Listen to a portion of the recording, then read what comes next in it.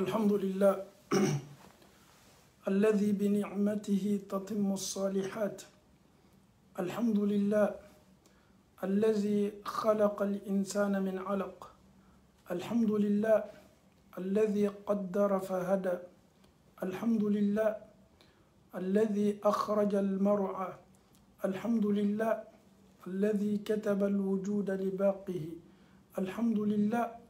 والصلاة والسلام الأتمان الأكملان على رسول الله محمد صلى الله عليه وسلم. رب اشرح لي صدري ويسر لي أمري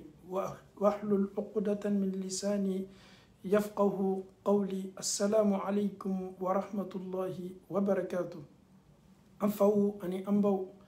لمن قلب بلا كفني ni kisi foli nema foli sabati foli nyasigi nyuma yara foli ka Allahu Taala ka jonsen ma makono. Allahu Taala e foli min kere kere ka ke nyasigi ka ka arjine kono do makono neni au ame Allahu Taala dali ni foli mi kisi foli folu ka son hermado folu ka fisamante do ka a foli nogo ya neni au nenka ani nyonche ka au yere ke foli ni fo baka nyuma u chema Allahu Taala ka nyasigi so nyuma kono mi arjine am fawu ani ambaw ni Allahu Taala sona nabi ñumaw kofe Allahu Taala mursalinaw ke ma keme sabani tan saba ayin nabi ñumaw ke mo wa keme ni ko mais Allahu Taala ka mursalinaw kofe aka cidon kofe aka message kofe du ko len koka ala karaka sahaba radwanullahi alayhim ajma'in kera janyo Allahu Taala e kebelebele minu suwadi ko keka ala kera lamini ka ala kera madem islamaya dina barala nunu Allahu Taala yo man kutu qur'ana kono radiyallahu anhum waradu anhu. Allahu Taala koko addina nunu kabarawma nunu fana Allahu Taala nyasigi minke ko makono nunu fana keto sasitfela fena ala yeminke ko makono bini Allahu Taala sona amena ambaru doni nunu yere fana ka nyamoko ka sahaba ka belebele ka belebele u chama belebele u debe belebele jo minye Abdullahi ibn Abi Quhafa ni bela jeni ko amako Abu Bakr Siddiq am be ba doni ntode note ato yere aka identité ye Abdullah de ibn Abi Quhafa bi Abu Bakr Siddiqi wala ma Abdullah sa kadaka niya foto flan na be maum nyami mauma ni mangini ngala Abu Bakr Siddiqi ato ye munye ato ye ko Abdullah minye Quhafa de afawu ani ambaw antena ambarula ka kisa beka me kodo kela ka kisa dola ode bi anka wala gadai o ko sondini aw anyanka lameni tolo di ni kisa lameni ma Abu Bakr Siddiq ala kera ko chemi mankutula ko ni mami Abu Bakar lakashi ni mami Abu Bakar lamone ni mami ko juke Abu Bakar la abe ko mi yake ala kera de la sallallahu alayhi wasallam bi amena kuma siddukuka ce folo min liman yala ala karama ma baluku chema ma folo min dola salama yala o Khadija ala karama so sen mamba me Allahu Taala dali amba Khadija ka ala dinya anya yeni muso belebele arjina kono Allahu Taala bulu ala mo kala funa kenula demsauna ma folo min dola salama yala demsauna o kala aliwiye ali min tume ala karaka sokono ala kara ya demso di aliwmema kenema mo la chela ka wala jon folo le dola salama yala wole kala sidduku ye Abu Bakr Siddiq radiyallahu anhu o ko soneni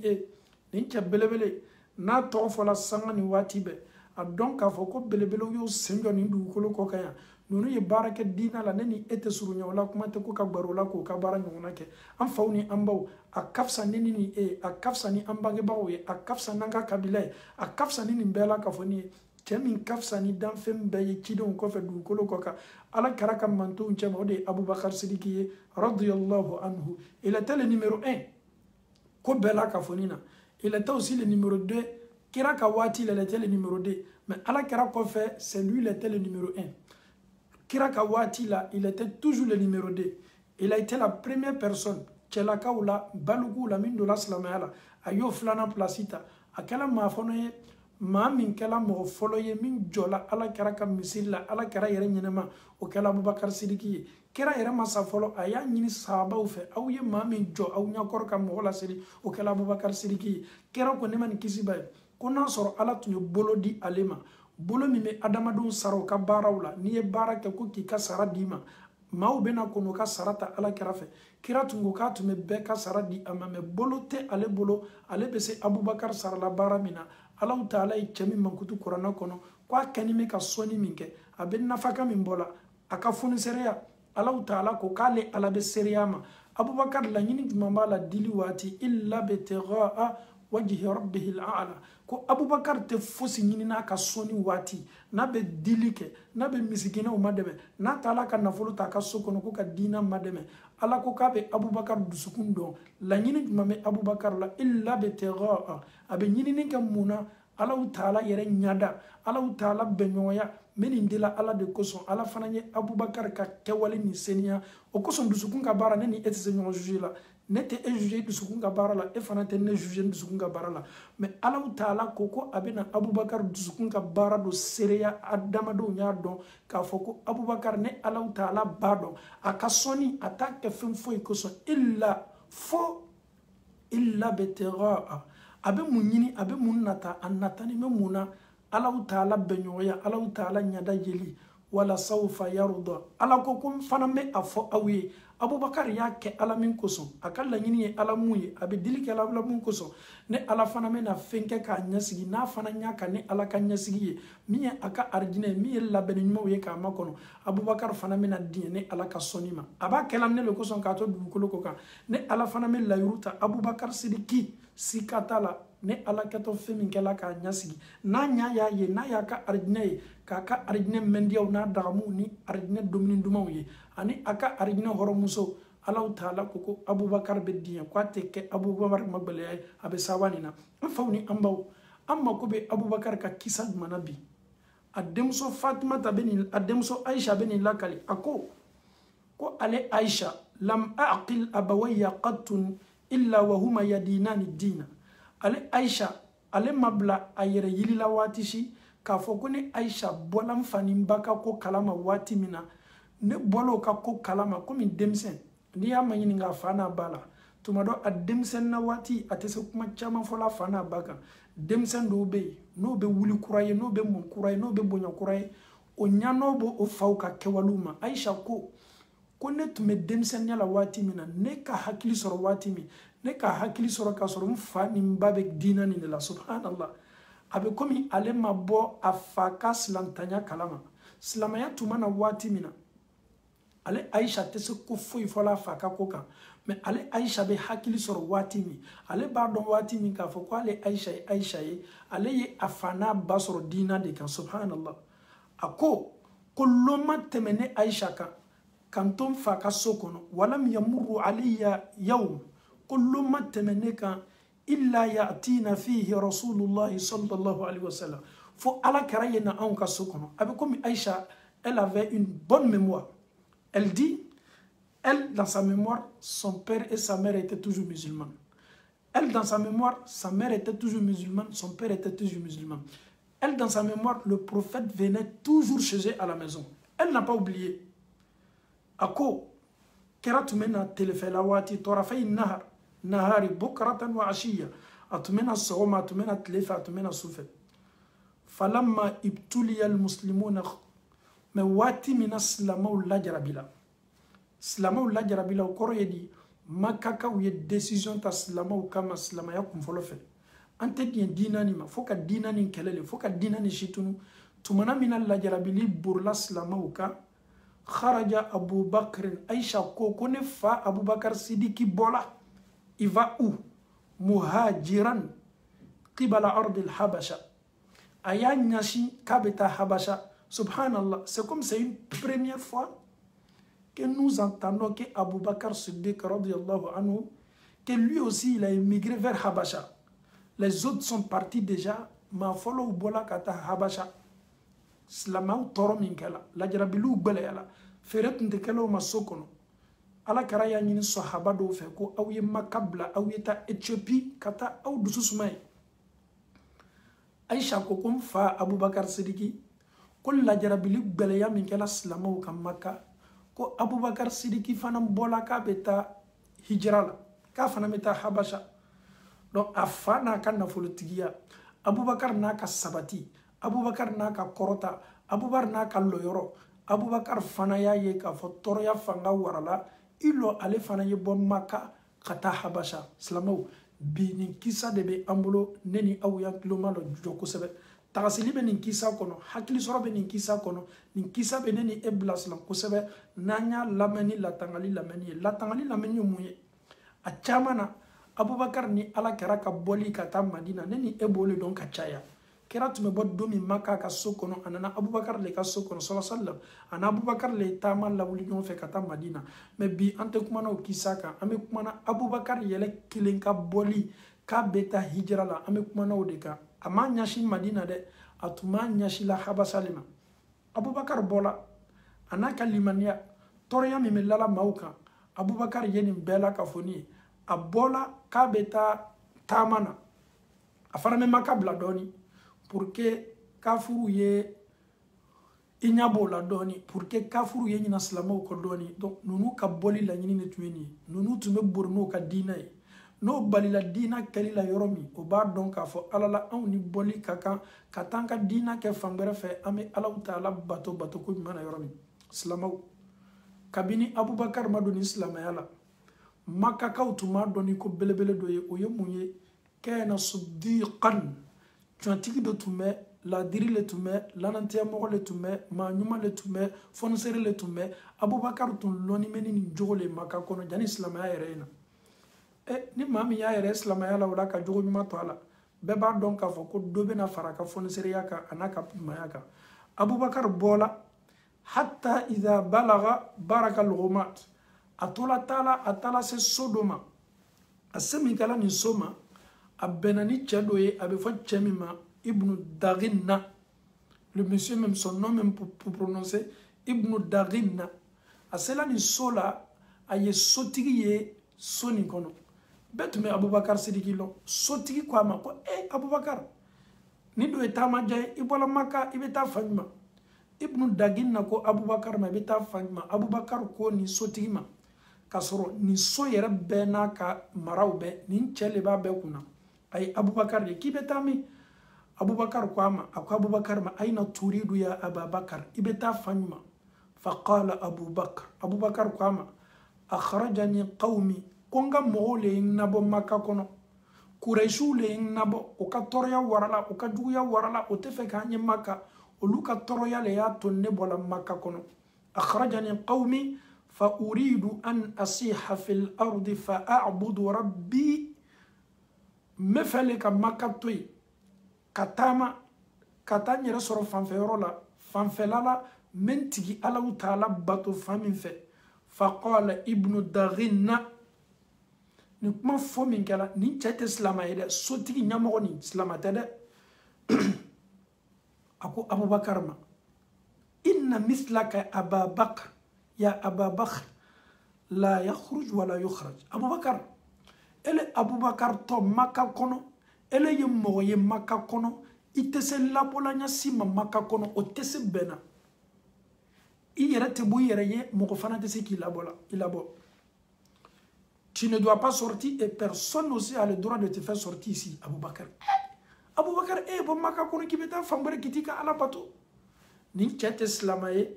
mais nin cɛ ye Abubakar Sidiki kunbɛn ni nin kuma de ye an faw ni an ba, subhanallah. Mun bɛ nin kuma kɔfɛ, cɛ nin bɛna mun fɔ Abubakar Sidiki ma, ko di innaka Abubakar taksibu al-ma'dum wa tasilu ar-rahima wa tahmilu al-kalla. Ka Abubakar, ele Abubakar te maa ye maa min ka kan ka bɔ ubiyɛn labɔli ka kan ka kɛ mɔgɔ min na Maka kɔnɔ. Abubakar, ko e de bɛ sinji tugu, ni e de bɛ fanganaw labalo, baara ɲuman jumɛn bɛ Maka kɔnɔ yan, Abubakar tɛ ɲumanya min kɛla mɔgɔw ye. Abubakar, ta place n'est pas de sortir. Abubakar, ta place est de rester. Abubakar, tu lis les liens de parenté, tu donnes la nourriture aux pauvres, tu fais du bien aux gens. Mais Abubakar, tu ne mérites pas, tu ne dois pas sortir. Qui dit ça? Abubakar Siddiq radiyallahu anhu, Ibn Daghinna, qui était le chef des tribus, mais il n'était même pas musulman. Il était contre. Il dit Abubakar, elle te voilà. N'te bien eyebo. Abubakar, l'ona jumante et tanolani mo'mina na Maka. Abubakar, mama na be do Maka na sela Abubakar fa iba jigitu.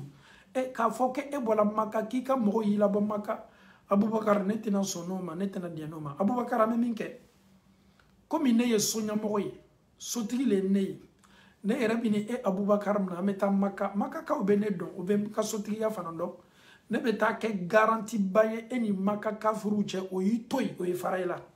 o kanigbe ifana kana na bo o ka toroya sababula. Aboubakar sortait, il a été freiné par Ibn Daghina, ce chef de village. Il dit non, Aboubakar, tu ne dois pas sortir. Aboubakar, retournons. On doit se retourner, je dois venir voir les Quraysh. Allez, Aboubakar segina kana. Anana se Quraysh nyamoroma, anana se maka kafir belebeloma. Akoma, même fo aouye, ntefe au ka toroya yese Aboubakar Sidikima. Bébé Aboubakar Sidiki lo ninye nyuma ya milado maka kono ya bebado maamunu be bo kofe kana maka kono obetani maamunu to nyuma we Aboubakar bo chema e ni joro belebele ye au chema ya maka kono ya nunu ye titir belebele ye au chema ya maka kono ya al ni au hakilina taw fona nyongo oluko ko yeslama ye au masoka slama ya ma au ka toro ya kana na ce nouveau de la fabe makabla afawni ambaw a Qurayshu ka ñon fle damna parce que Qurayshu balo ko Ibn Daghina mogbali ñamogoli olu fana ko Ibn Daghina ma amislana minye Aboubakar ka présence maka kono ya akana andon sama kana parce que mo mine le généreux mo ñuma le soninkela le e mami me soninke wati be kala be mami nous sont a chamana olu be sen nanaka do ika dinala. Donc, on se l'a dit, mais Aboubakar ka présence kanana ke fitna ou ma maka kono ya subhanallah. Slamo ayni yoronifle. La générosité de Aboubakar Siddiq. Ils ne veulent pas que cette générosité engendre, Inch'Allah. Quand il wolo konyuma ola, konyuma mi mato olu do mese samana kana. E mami me misikina o mademe. E mami me domini dima. Mami mi labalo a chamana ebe doyo le kumakana. Donc maka kafuru silana munye Aboubakar kan nyumaya na ka fonisere na ka soni na ka dili kana na ka sababuye ka mashama laburuti ka bo olu makatu Aboubakar ko. Oko Ibn Daghina ma amese min garanti tali. Aboubakar Siddiqui na manya aka alabato ko. An mese diena kokele mima an mese garanti min dilima ayaka bato ke aka sokono aklina. C'est ce qu'on peut te donner comme garantie. Ibn Daghina, nous te respectons. Tout ce que nous allons te dire et dit à Aboubakar Siddiq qu'il n'y a pas de problème, il peut rester ici et il n'y aura pas de problème. Mais il doit rester dans sa maison pour adorer son Seigneur. Donc, c'est comme ils ont accepté. C'est comme Aboubakar au 14, c'est Aboubakar directement ou bien indirectement, parce que garantie batala. Donc Aboubakar maintenant, il est libre maintenant. Aboubakar baka sokono. Aboubakar ye mouke subhanallah. Aboubakar ye ala bato yoro do kriya ka sokono. Parce que niya foko misiri do ba foko me ka kera luto maka ko selutnte la. Aboubakar ye ala bato yoro nincho aka sokono. Abe adon kala silamayala. Ma minu fana do la silamayala olu do tumena. Donc jama commencé la kadna Aboubakar kani sokono fo jama commencé la chayala. Makaka uya ye ka fo aslana minye waye ala bato ayere ka sokono. Mais en club mi menani ninte nouvelle numaye a fola ko jama u kenime kana Aboubakar ka sokono kana u ka ala ta'ala bato.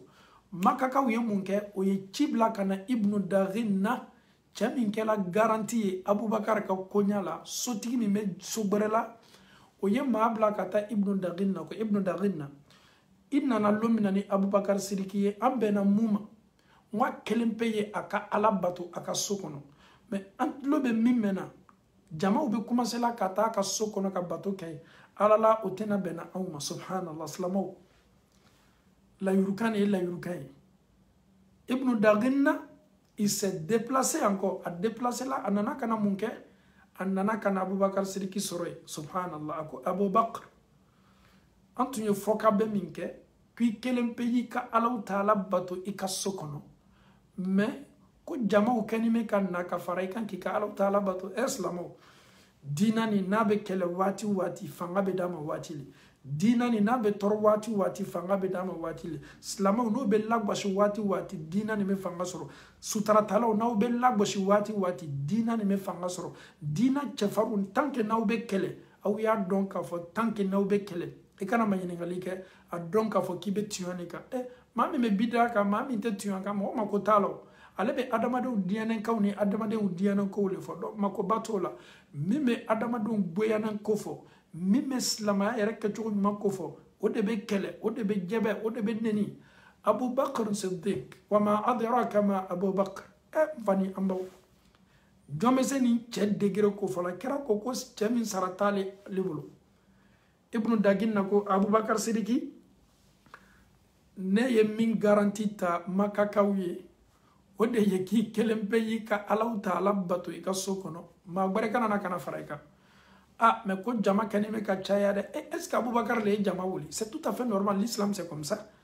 ale te kibeta mauta forcer la kana ni mau ya me o ya don dina mindo ani dina ni segereli kaka an kaka kana ni dina la Abubakar ni ibnu daghin na o be kanga kumala signyo yake parce que ale le kela sababu ye ka Abubakar Sidiki bali aka boli foloma aka hijrama ka sigina e maka ka banka garanti ta maka kafuru yo ko ye Abubakar toy sinji tugula lo soninkela lo madebeninkela lo ko ya toy maka sokono mais comme ale kela garanti ye maka ka ye mo bla ko asigina kana ale na Abubakar yo an fawni ambaw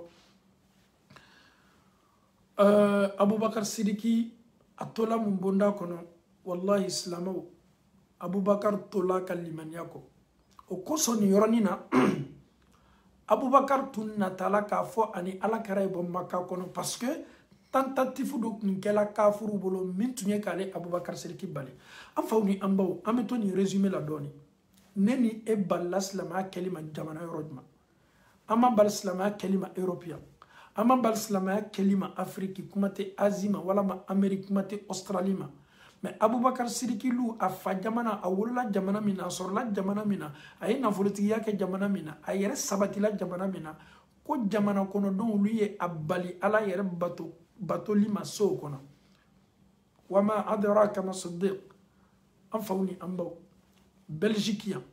k'a fɔ k'i tɛ s'i ka silamaya kɛla ni maa ye aw wele farafina k'o fɔ aw ye galonfin faransi i b'i ka silamaya kɛ 100% n yɛrɛ t'a fɔ n ko 80% 100% Hollande i b'i ka silamaya kɛ 100% Espagne i b'i ka silamaya kɛ 100% an bɛ ko dɔ le basa ɲɔgɔn na silamaya tɛ se la kɛlɛ yan ele nana i ka nafolo ɲini yɔrɔ de la e ka nafolo le ɲini ka di ye ka tɛmɛ ala ko kan n'o tɛ o m'i bali tubabuw ka jamana la madama n'o bɛ diɲɛna k'a fɔ ko misiri ye lɔ yala est ce que olu bɛ se silamaya balila kɛlɛli ma la dina bɛ kɛ dina maaw bolo minnu sababuw ka dina ma o kɛni bɛ k'a kɛ n'i y'a mɛn farafina k'i dencɛ nana tubabu la k'a y'i ban seli ma i dencɛ yɛrɛ n'i y'a sɛgɛsɛgɛ k'a ka dossier ma filɛ kabini n'a bɛ farafina tun tɛ seli la le yan misiriw bɛ fan bɛɛ fɛ a dala kan mɛ juma misiriw bɛ fan bɛɛ Europe yɛrɛ fan bɛɛ la ka fɔ nin fɛ tuyan don o ka jamana dɔw la loi dɔw bɛ to sɔnna olu ma min ye fanifinw n'a ɲɔgɔnnaw ye mais k'a fɔ ko ala tɛ batola yan ala yɛrɛ bɛ batola yan cogo min seniya kan bɛsɛnkɔniya t'a la hasidiya t'a la ɲɔgɔnkɔn t'a la o yɛrɛ sabatini bɛ anw fɛ yan bi ka tɛmɛ farafina kan n'i ye maa banni ye bato kɛli ma a dɔn k'a fɔ ko kabini a b'a fɛ farafina bato tun man d'a ye a ye Abubakar Sidiki filɛ komi a balila dina kɛli ma Maka kɔnɔ Abubakar Sidiki ko k'a bɛ bɔ ale fana bɛ taa hijira la a bɛ déplacer n'a ka dina ye ka d'a ka Maka sigi nin waati ɲɔgɔnna la a tun ka kalan a tun ka kunna donc o kana na ale bali a ka dina kɛli ma Abubakar ko k'a bɛ voyager ka na n'a ka dina ye an faw ni an baw an bɛ segin nin kuma kan fɔlɔfɔlɔ kuma minnu tun bɛ fɔ ka an to farafina hukmu ala shay'in far'un an tasawwurihi adamaden bena kuma ko ka ye dɔɔni lɔ a la Ameriki alaw taala bɛ bato ye misiriw bɛ Ameriki fan bɛɛ fɛ ni min tɛ bato kɛla tuma dɔ a ye nafolo ɲini de ta k'o bila a ka bato ɲɛfɛ Amerikɛnw misiri bɛ fan bɛɛ fɛ jamana min kɔnɔ muso b'a ɲɛ datugu Ameriki fanifintigi b'a ɲɛ datugu silamɛw a dan t'o ye wa o t'o bali o ɲɛ datugu la Angleterre b'o cogo la y'a fɔ ko tubabula yan tan tɛ anw bolo ka ala bato tan mɛ i cɔ i tɛ sɔnna ka tiɲɛ min fɔ i fa ni baw ye i ye nafolo ɲini de ta i ye lɛriw le ta o le ka di ye bi ka tɛmɛ alaw taala ko kan n'o tɛ maa y'a fɔ ko bato tɛ kɛla tubabula yan galonfin wuyafin wajibilu beke salu be fa wajibilu beke silamaw bolo faransi waati bɛɛ Hollande waati bɛɛ Allemagne waati bɛɛ Belgique waati bɛɛ Allahu taala be bato tubabu ma ko foyi tɛ an ka bato la ni mi da don ka politiki la o ma ko foyi t'i la donc ni min bana bato kelima ka manamanakan fɔ an faw ni an baw ye kabini farafina an b'a yira aw la k'a fɔ ko aw ka galon bɛ an b'a bɛɛ bɔ k'a bila tabali kan an faw ni an baw fana y'a dɔn fɔlɔfɔlɔ tun bɛ fɔ le ko kafiri jamana ne yɛrɛ tɛ sɔnna nin kuma ma kɔ tubabula ye kafiri jamana ye tubabula yɛrɛ bɛ ɲini ka yɛlɛma k'a kɛ silama jamana ye ka da mun kan bi denmisɛnw n'o bɛ taa ekɔli la ni selilenw sela o bɛ diɲɛ ko denmisɛnw ye to so kɔnɔ fɔlɔ o tun tɛ yen silamaw ka cayali le y'a to o kɛla anw fɛ yan Belgique fɔlɔfɔlɔ a tun tɛ yen dɛ mais a programme nana ka da kun jumɛn kosɔn anw denw ye komi olu denw de droit min bɛ an denw bolo o droit ɲɔgɔnna de b'o denw bolo o denw ye yan jamanaden ye cogo min an fana denw ye yan jamanadenw cogo de la donc bɛɛ n'i ka diina bɛɛ fana ta respecté nin bɛɛ donc alhamdulilahi rabbil alamin o sɔnn'o ma o y'o loi fana kɛ an faw ni an baw munna parce que an y'an ka diina ta an tola an ka diina kan ni anw tun nana olu ka jamana la k'an ka diina kɛ kɔfɛ ko ye komi dɔw yɛrɛ banna o yɛrɛ tɔgɔ la wallahi subhanallah an balima dɔ ye an wele ka kuma dɔ ɲɛra ka na kuma nin kɛla kuma ma yɛlɛninba ye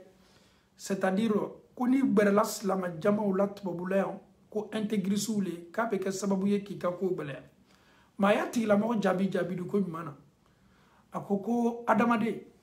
n'i ma gbɛrɛ silama gurupu la tubabula i bɛ fili le si ka foyi t'a la silamaden de b'i sigi galon ni manamanakan fɔ la ko n'i gbɛrɛla maa min na tɔgɔ dɔw bɛ ta nin bɛɛ ye galon de ye dɔw bɛ yan silamaden dɔw bɛ tubabula yan wallahi muhamadu tɔgɔ o banna la ko non ko ni n taala commune na o kana fɔ n ma terroriste nin bɛɛ ye manamanakan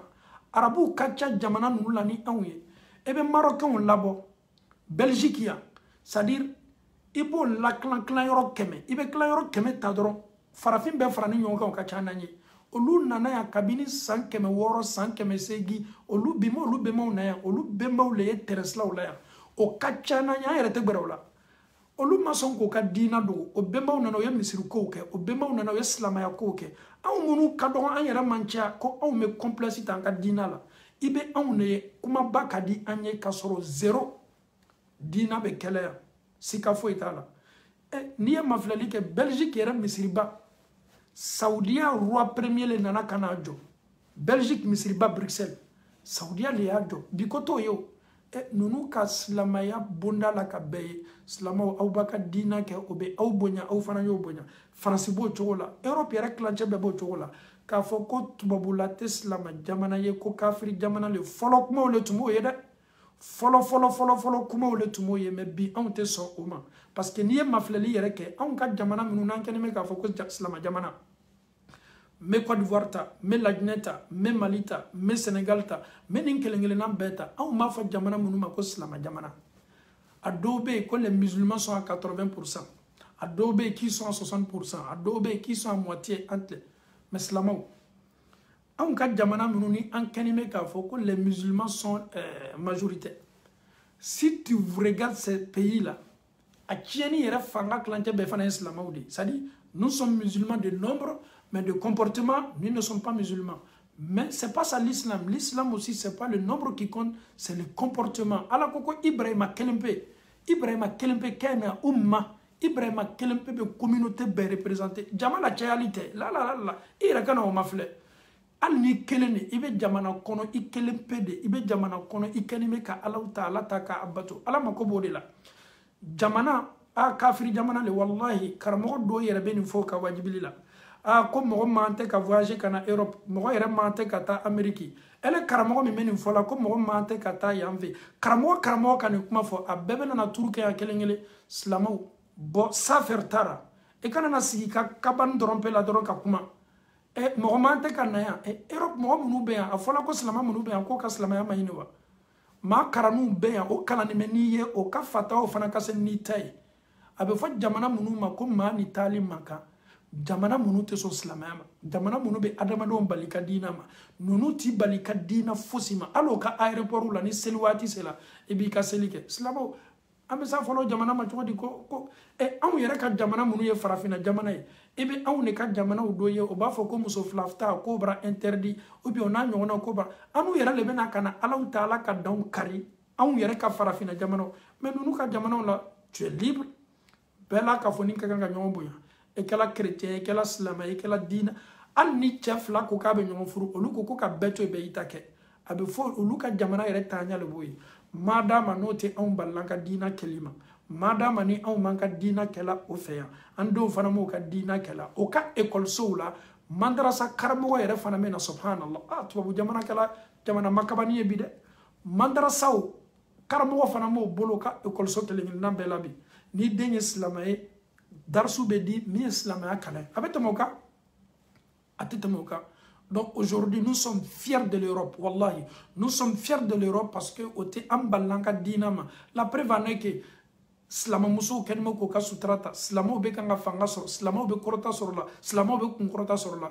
Ne soyons pas toujours négatifs. Qui sigite dron mamuno wallahi ni rabbola wati do la kata farafina. Do bi korosi le ka mafle ni ka slama ko be chugodi. Kasoro luta kalama. Ko bi mamuno be bi européen surtout a musola kaw. Famille mi mo la bi dina la surtout au kanime ko o to sebe whatsapp na nyona munuka o luka dina yere tanimo bolo bi fangala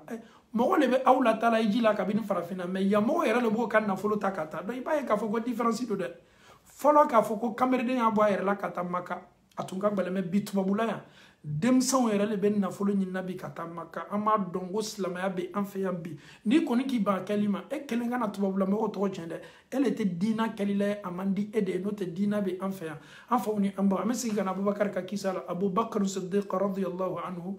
anaka dina le bola ibnu Daghinna ayafo Abubakar yesigi kana sabati Makka alebena na Abubakar ka garantiyata donc Abubakar Siddiqi atola Allah taala ko adina ka toni barala ala illa wasaka fo Allah taala autorisation di tumana mima ala karama sallallahu alaihi wasallam kwani boli kaka kata fanyuma kata Madina ayinya si sonba kono ayinya si aka sahaba belebele min kafsa kidi umbe ko fe ni mantumbe ayinya si ni ne kaso kono Abubakar Siddiq asemi kala Abubakar fe akoko wati sela Allah taala e boli wati noya anye itunya foko anye bo me wati tumase folo wati sela mala sunya boloma ani Abubakar Siddiq ni tama ke fo kata do Madina kono ni kumeli belebele ni laburla ala karaka sallallahu alaihi wasallam an fawni an baw dina anya ta sebela an sigi me dunia famfa an kana tubabula mafle an kana farafina mafle e be dunia famine kagan ki ka dina kayle am sigi kan fo an fawni an baw ne tatole ne conseil tole ko sigili ni tato yeni be dabla folo chokorbaw yeni ne fo kabino bolo ka village la kana capital la netena mena netena sabatila ne ko sigitole don sorla don kala mo e ka chokorba utoy ni ala yisigi robe amerikima mbalma cha isabedu ka dinama isabedu deuma ni ala yisigi robe europe ma isabedu ka dinama isabedu ideuma ele min kata fala kon se ko tole kata ikan ki chasri bara mina se ko litaw ibe dunya yoro ibe fara finale wa yisabedu ka dinama ibe europe le yisabedu ka dinama ni sobbe Allah taala ka jamana ni sobbe Allah taala ka dukolo tubabu le sigoro benama komi on fara fu sigoro bena fara finama chogomi ala ma ko be muna ala ma ko be bara le la ki to ni kontina kele ngale nambela ama Allah taala dalika anka dina tabanyu mo chema ala mo kala ka tani tue ka tani sabati ka tani baraka ka tani korota ko no ya ambela ka funi ala mo kala Abubakar tanula Allah taala bol ni jogu nyuma yamini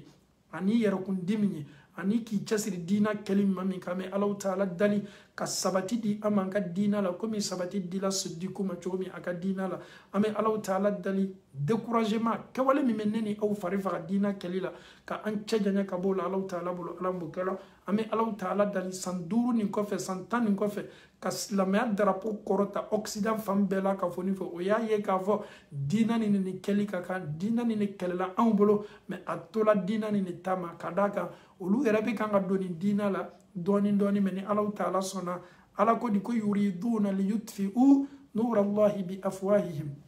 nunu kala nyini tunyo munye ka Allah taala ka dina ni noro lasa no dafonyoy ala ko an ka lase an ma lase e ya lase e ma lase e yi sabedo a kalima mi sabedo a kalima tubabula ya farafina ala ka dina ni ne be sabati ala yɛrɛ y'o signé ka ban donc fosi tɛna o bɔla a nɔ la ne ni e kɔni an kana ɲina an yɛrɛ kɔ ka d'a kan ala ka dina a kelen pe de b'a garanti a kelen pe de b'a ta ni e y'i ban kɛli ma ka saboteli kɛ e kɛtɔ waatini ne kɛla saboteli la maaw tɛmɛna saboteli la minnu ka fisa ni e ye minnu ka kafiriya fanga ka bon ni ta ye minnu ka damatɛmɛ fanga ka bon ni ta ye jɔyɔrɔ tun b'o la place tun b'o bolo n'i ye Farawuna kuma mɛn Farawuna tun tɛ kafiri fitini ye dɛ n'i ye Namuruji fana mɛn kafiri fitini tun tɛ dɛ ninnu bɛɛ y'i sagonako fɔ diina ma u y'i sagonako kɛ cidenw na o ye manamanakan bɛɛ fɔ mɛ a labanna mun ma Alahu Taala kumakan de ye o de bɛ kɔrɔta waati bɛɛ an bɛ Alahu Taala dali limaniya zaatu limaniya sɛbɛma limaniya yɛrɛ yɛrɛ ko o di ne ni aw ma Alahu Taala bolo ala m'o kɛla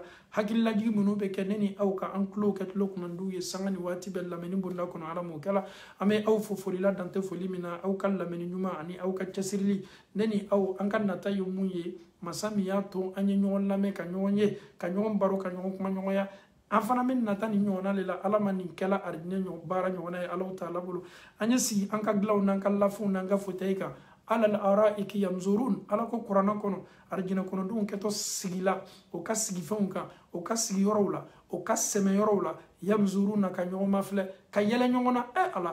anw tun bɛ diina min kan an tun bɛ saboter a la anw tun bɛ diina min na anw tun bɛ moquer n'an tun y'an ka sutaraw don bɛɛ tun bɛ dɔ fɔ an ma n'o tun y'an ye u b'an bomusiw saboter n'o tun y'an ye u b'an ka donfaniw saboter bi anw kɔni bɛ dagamu ni diya banbali la maa minnu tun kɛlen bɛ ka yɛlɛbɔnna kɛ anw na o don k'a sɔrɔ ninnu bɛ a jahanama kɔnɔ ala ninnu bɛ min o bɛ jahanama kɔnɔ mun na parce que ninnu y'o ta kɛ saboteli ye ninnu y'o ta kɛ ban ye ninnu min sɛbɛ don o tola nin tolo ni yɛrɛ ɲininaw yɛrɛ kɔ fo nana o yɛrɛ ye kunnanboya bonda kɔnɔ an faw ni an baw waati sela an ma an ni jijali ka kan an ni cɛsirili ka kan an ye an mako don an yɛrɛ la an y'an ka diina ta diina nin kana bɔ ne ni e bolo foyi kana bɔ an bolo manamanakan kana fɔ an tolo kɔrɔ découragement kana kɛ n'i y'i yɛrɛ to maa dɔw bolo tubabula ɲɛnamaya fɛn min don ka adamaden décourager bato kɛli la sa la minute ni maa banna fɔli ye ka ban e min bɛ fɛ ka sutura ta sutura tala ninnu muso ninnu ɲɔgɔn jogojugu tɛ yen ni nin banna fɔla e ye ko muso sutura talaw ɲɔgɔn jogojugu tɛ yen nin lamɛn kosɛbɛ dɛ ni ne la limaniya fanga ma bonya jogojugu bɛ domaine kelen-kelenna bɛɛ la dugukolo kɔ kan sans exception jogojugu bɛ domaine kelen-kelenna bɛɛ la dugukolo kɔ kan sans exception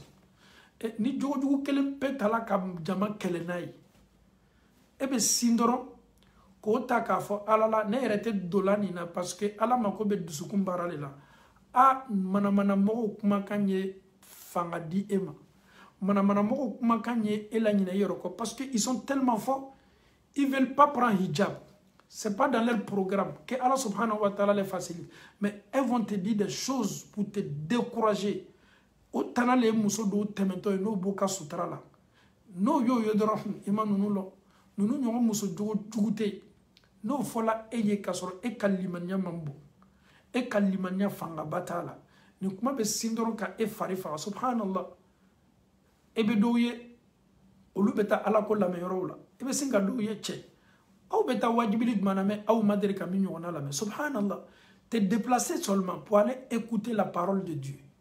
kuma fɔtɔ karamɔgɔw bolo tuɲa na i tolo y'a bɛɛ mɛn ala ko muhamadu ma kuranɛ kɔnɔ fadhakir rappel kɛ kuma jumɛn de bɛ yen tuguni min tun ma fɔ mɛ ala ko muhamadu rappel kɛ hakililajigi kɛ a bɛ e muhamadu yɛrɛ nafa a bɛ tila fana i b'a fɔ maa minnu ye a b'olu nafa wajibili bɛ o cogo de la waati bɛɛ a bɛ komi an ka téléphone batterie waati caman téléphone batterie bɛ essayer ka décharger mais y'a branché courant na wajibiliw de bɛ adamaden encourager baaraw la kuranna ayaw kisa minnu b'a kɔnɔ maa ɲuman minnu tɛmɛna o ye baara ɲuman minnu kɛ tant que ni ne ni aw tulo bɛ olu ka baara ɲumanw mɛn a bɛ ne ni e encourager a bɛ fanga di ne ni e ma a bɛ an hakili bila an yɛrɛ la hali ni shetana bɛ fɛ ka wasuwasu ni fanga sɔrɔ an kan mais ala kumakan min fɔla ne ni e ye sisan hali ni shetana nana nin waati ɲɔgɔnna la an bɛ limaniya ni fitininw ta ka o pousser wajibili b'o nafa de lase adamaden ma dɔw bɛ yen olu ta ye saboteli le k'a damina c'est-à-dire fɛn fɛn man di olu ye o tɛ fɛ k'a kɛ o yɛrɛ fana tɛ fɛ maa gbɛrɛ ye gbɛrɛ la donc an faw ni an baw ko kelen pe ne ni e y'o kɛ an ka slogan ni an ka programme ye o ko kelen pe pour répondre à tous ces gens là dis-toi que tu seras seul dans ta tombe lui qui te parle là il ne sera pas ton associé ou ton partenaire dans ta tombe nimbla ikuna ikele pele toto ikakaburu kono. Wallahi, écoutez-moi très bien. Tous ceux qui viennent avec des choses, nous taillent saboter nous, il ne faut pas les écouter. Ils vont te dire des choses sur l'islam. Tu te poses la question même, est-ce que nous islam a daigné? Arrêtez de prier, arrêtez de vous habiller comme ça. Subhanallah. On a combien de sœurs en Allah subhanahu wa ta'ala qui pensaient que hijab était accoutrement des femmes arabes. Subhanallah. Slama jolibe bi olu nyana ka foko sutra bi metela muso bolo ko arabu muso ka lada fanudo. Subhanallah. Ala yera kuma kan Qur'ana kono me saboteli la uda. Oyo data o shetana ne ka muso décourager, ka muso décourager. Amba muso tume jala munu sir la farafina ole anka coutume ya metolema a arabu muso ka fanu lete antese anyere abiela comme arabu muso. Amba muso amemi fo awye ni awbe galu lala alalela ni galon tigalaw kenime ka ala kuma kan la boshika al aw mabo ala kuma kan ka olu yere nit yene koke. Je vous dis la vérité, ambe farafi ambe ka kan ka sawa anka coutume na. Mais farafin muso tume fani min do an fay ka jala dorompe siri kambe kenema haramun qat'iyan foni ala ya fala anka mohoma farafina. Ça c'est une réalité, c'est une réalité. Ante se wasola ni kewali ni a kololani ajulumu me sanka mohoma mais ala le dali farafina lu chaman kono c'est comme ça. Ebe lu sigiroma keme la ba muso be ni chogolela ebe ta soro doron jalani no be ta kasiri okuna kunsigi yɛrɛ fankelen bɛ kɛnɛma disi bɛ kɛnɛma kɔ bɛ kɛnɛma bolo bɛ kɛnɛma bon a yɛrɛ nana kɛ laada ye san fɛ ye mɔgɔ yɛrɛ t'a yɛlɛ kojugu ye baara ɲuman tɛ nin ye silamɛya la. Silamɛya ma sɔn a ma bi, silamɛya ma sɔn a ma sini. Muso ni sutura de ka kan ni e ye muso ye k'a bɔla o bonda bɛɛ kɔnɔ a y'a yɛrɛ bila sutura tali la e ko ko non ko arabu musow ka laada fani tali le an b'a fɔ n ko duwawu ka kan ka kɛ e ye. Toi tu as un problème avec la vérité, o le ka jugu adamadenya la. Une personne qui a un sérieux problème avec la vérité, cette personne a besoin de beaucoup de doigts. Parce que lui, il va rester. Donc, Nini Kewalouye, Akela Farafina, Alicina avec un raquet, subhanallah. Ebe Boyan Kata Farafina, visite ou la folou, la soukono. Ebe Moussouye, Abienime, Moussokroba, ou lui, il a te foué Kalama. Ota Kalama Kafoko, ni Yerema Islamala, Bolokan ou Bekenema, Fanimindola, Kana, d'ici ou Bekenema. Ale yɛrɛ subhanallah foni ala yɛrɛ yafala i bɛ taa dɔw yɛrɛ sɔrɔ aw ye hakɛ to ale ni si yɛrɛ banna se la 60 la ale yɛrɛ bɛ musokɔrɔba ye so kɔnɔ hali dereki t'a kana subhanallah musokɔrɔba dereki yɛrɛ t'a kana. Ninnu ye kow ye lebuw do maloyaw do ko bɛnta tɛ tuya na a bɛ kɛ an fɛ yen. C'est pas parce que k'a bɛ kɛ an fɛ yen ko an bɛna ban ka kuma kan la tuma dɔ ni tulo donna la minnu bɛ yen hali n'o m'a mɛn tuma dɔ o denw walama o mɔdenw caman bɛna lamɛnni kɛ n'olu seginna o bɛ se o baw o ka maakɔrɔbaw welela ko n'o hakili yira ɲɔgɔn na. C'est comme ça chez nous en Afrique. E bɛ muso ye a bɛ taa kɔ la ka taa ji ta ale bɛ subhanallah a bɛ taa la ji ta la bɛɛ b'a dɔn k'a fɔ muso n'o bɛ taa ji ta yɔrɔ dereki bolokuruninw le bɛ don o la. Donc i b'a ye a bɛ ji ta a kun na a kaba fila bɛɛ kɔrɔta nin bɛ fani yɛrɛ i bɛ muso disi ni a fɛn bɛɛ la ka fɔ nin ye. Donc musow ka kan ka nin yɔrɔnin mafilɛ.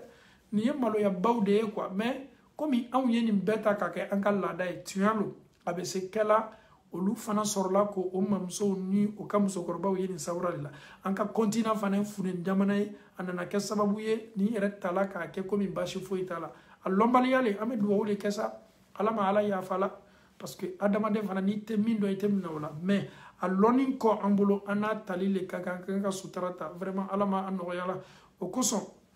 Ni bola kata farafina, kata nunu nyona ouye, tu te poses la question, mais il n'y a pas des imams ici ou bien, il n'y a pas des prédicateurs ici ou bien, parce que tu vois une très grande différence aujourd'hui entre l'islam de l'Occident et l'islam de l'Afrique. Il y a une très grande différence. Quand tu quittes ici,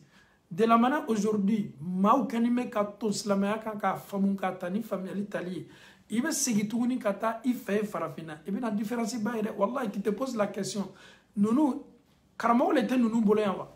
Et en Europe, mon nom nous senga. Elle est rabaye qu'à faut changement min dollar et yera ka nyanama ka tola. Tu vois une grande différence. Donc, nimbaye mouye wajibili la main. Pourquoi aujourd'hui nous avons aussi la chance aujourd'hui, l'internet est un peu partout en Europe. C'était en Europe, mais internet en bel saobala, mais enfin on est en bas en Afrique.